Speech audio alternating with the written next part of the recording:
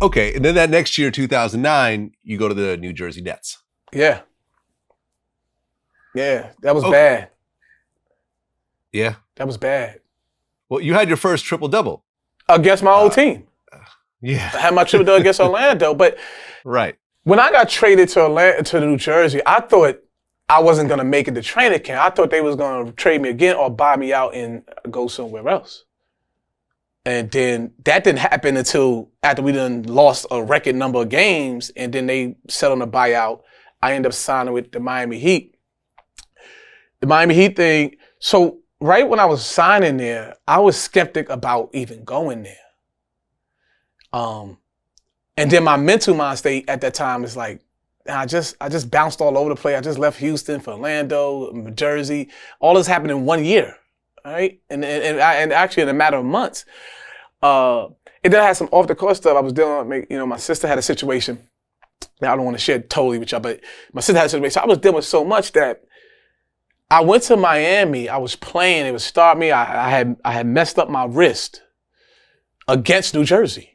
So I messed up. We come back playing New Jersey. I messed up my wrist, so I could never regain the fluidity in my shot in my wrist again. So I was struggling from the field. I'm struggling to shoot free throw because I was shooting like that. I couldn't snap my wrist like that. I was going like that.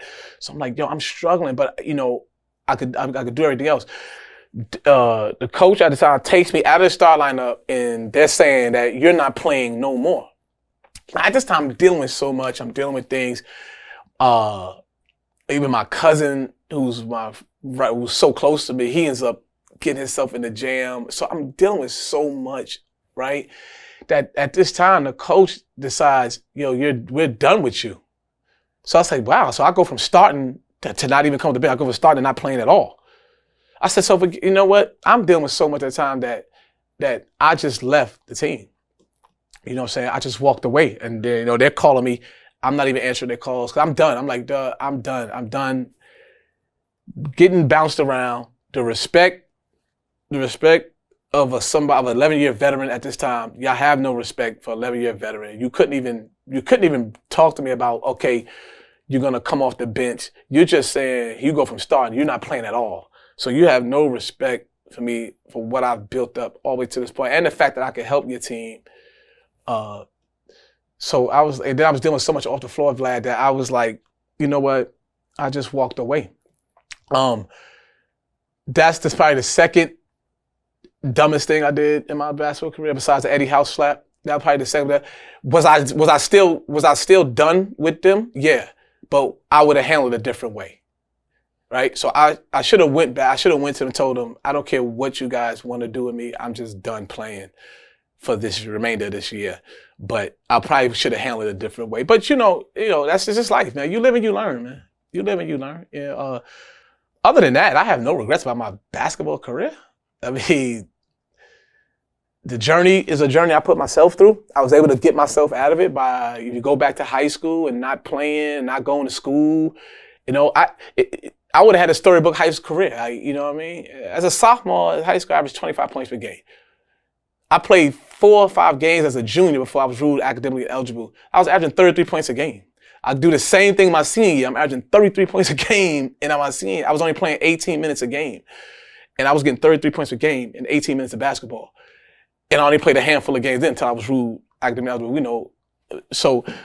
But imagine if I did it the way I should have done in high school. What kind of, right? What would I be? A McDonald All-American, a Parade All-American? I go to junior college, I handle my business. I go to Fresno State, I get drafted. It all worked out. And I've had a lot of bumps in the road to where each one is a learning experience that I could share with the youth today. And I share with my youngest kid, my boys that play ball, that I could tell them the things to do to make it, and I could tell them things not to do because I was on both sides of it.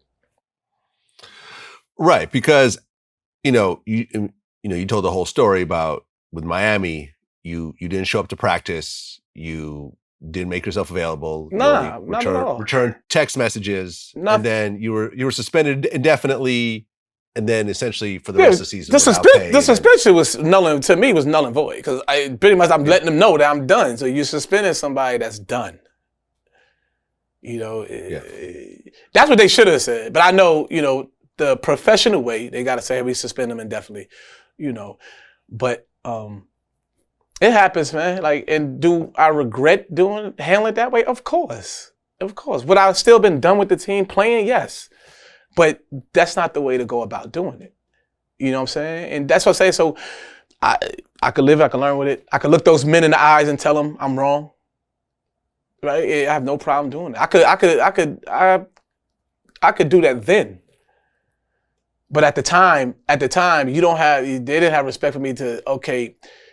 It's put like this, Vlad. It's unheard of to go from playing 30 minutes to go to playing 0. It's unheard of. I don't care how bad you think the guy's playing. Then you're gonna find him you know what? Your role, you're gonna come off the bench. You're gonna play your 12 to 15 minutes off the bench. Let's put you in that role. Right? So you're not gonna go that. On top of that, what everything else surrounding me I was going through, which they had no clue about, it's just stripped me of the one thing that I could keep my mind off of at that time. It was a bit much to handle because I'd have to go through that probably since I was a young kid. Like you said, probably since going through having to, deal with your home life, your dad not being there, you know what I'm saying, navigating through the neighborhoods. I had to go through that type of obstacle in over 20 some years, 30 years.